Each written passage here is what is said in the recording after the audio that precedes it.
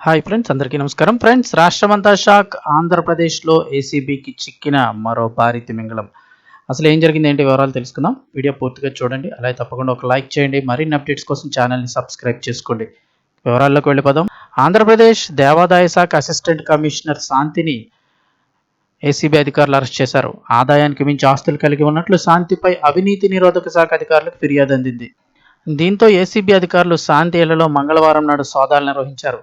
తాడేపల్లి, ఉండవల్లితో పాటుగా 4 చోట్ల ఒకేసారి సోదాలు నిర్వహించారు.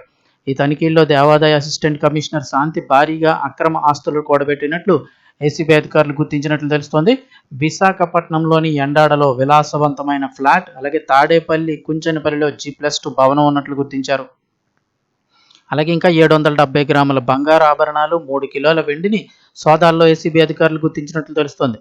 వీటితో పాటుగా శాంతి వద్ద 1.15 లక్షల నగదు, బ్యాంక్ అకౌంట్లో మరో 3 లక్షలు ఉన్నట్లు అవినీతి నిరోధక శాఖ అధికారులు గుర్తించారు. ఓ కారు, బైకు కలిగి ఉన్నట్లు సోదాలో తేలింది. ఈ క్రమంలోనే 10 గంటల పాటు తనిఖీల అనంతరం తాడేపల్లిలోని ఆమె నివాసం వద్ద ఏసీబీ అధికారులు శాంతిని అదుపులోకి తీసుకున్నారు. అనంతరం ఏసీబీ ప్రత్యేక కోర్టుకు తరలించారు.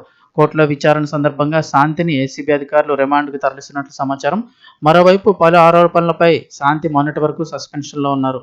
2024 జూలై నుంచి 2026 మార్చి నెల వరకు కూడా శాంతి సస్పెన్షన్లో కొనసాగారు. విశాఖలో కోట్ల విలువైన దేవాదాయ భూములను అక్రమంగా మళ్లించారంటూ శాంతిపై ఆరోపణలున్నాయి. అలాగే ఉన్నతాధికారుల ఆదేశాలను ధిక్కరించడం, హుండీ లెక్కింపులో అక్రమాల వంటి అభియోగాలు కూడా ఉన్నాయి. ఈ క్రమంలోనే అవినీతి ఆరోపణలు, క్రమశిక్షణా రాహిత్యం వంటి కారణాలతో 2024 జూలైలో ప్రభుత్వం శాంతిని సస్పెండ్ చేసింది.